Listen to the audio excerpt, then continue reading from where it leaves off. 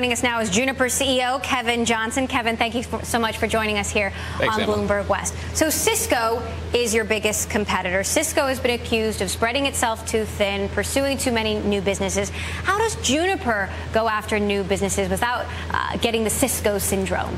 Well, certainly we have some very large competitors, Emily, and Juniper Networks is very focused on the domain of networking. In many ways, we're a pure play in networking that embraces partnerships. But what about new businesses? Well, the new businesses we've gotten in all are in the areas of networking. You think of the areas of whether it's routing, switching, security, they're all in that domain of being able to carry traffic over packet switch networks, which is what the whole world is moving to. And in terms of strategy, are there times where you say, let's not go there, let's keep our eye on the ball, focus on these sectors? Absolutely. We keep our eye on the ball. We're very focused, and there are two key market trends that are really driving this: mobile internet and cloud computing.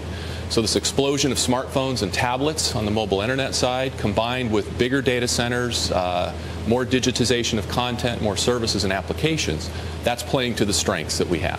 Kevin, let me ask you about focusing products on those areas. What is it that you've been able to do? Maybe Alcatel-Lucent's having some success with, and Cisco's not. You're all selling similar products to similar customers, but you're having great success.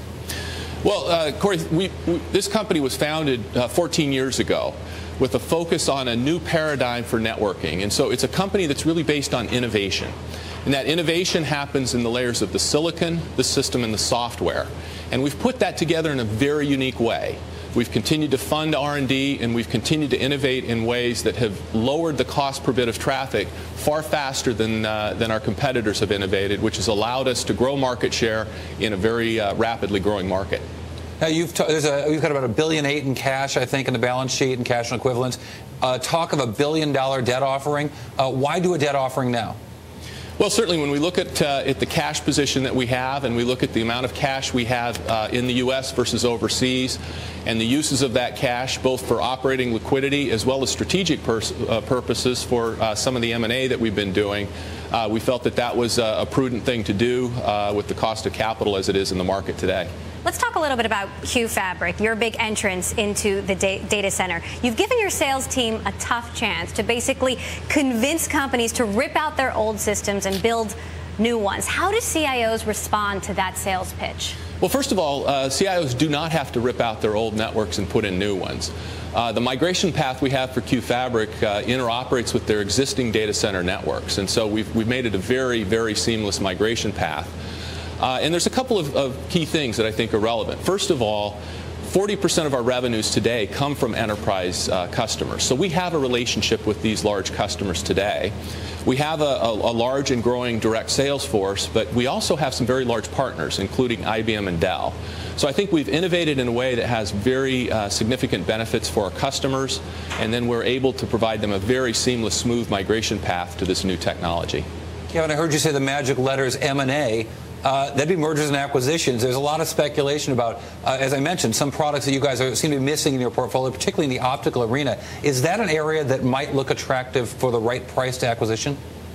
Well, first of all, when we look at the acquisitions that we've done here over the last year, we've done 4 or 5 very strategic tuck-in acquisitions that complement the organic R&D that we've been doing. And so, clearly, I think we've shown that we can be disciplined and thoughtful, do it in a way that's strategic, and we're a buyer, not a seller.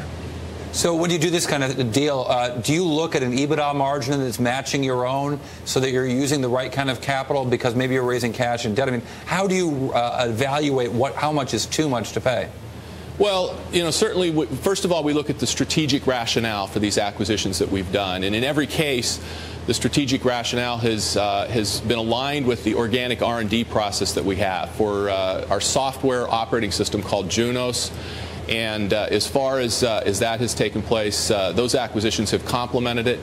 And then we look at the financial rationale. And on the financial rationale, certainly we've looked at the revenue synergies that we can drive as well as the cost synergies, and certainly doing something that's going to drive a value creation for our shareholders. All right, last question. When you look at your customers, they've seen business pick up quite a bit, or seen their spending, their CapEx plans pick up quite a bit.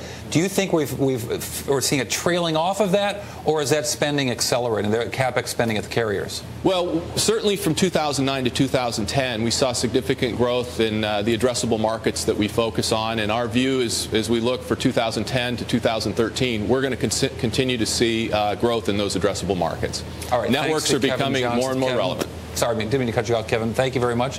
Thank CEO of Juniper Networks, an exciting company, a lot of growth still ahead.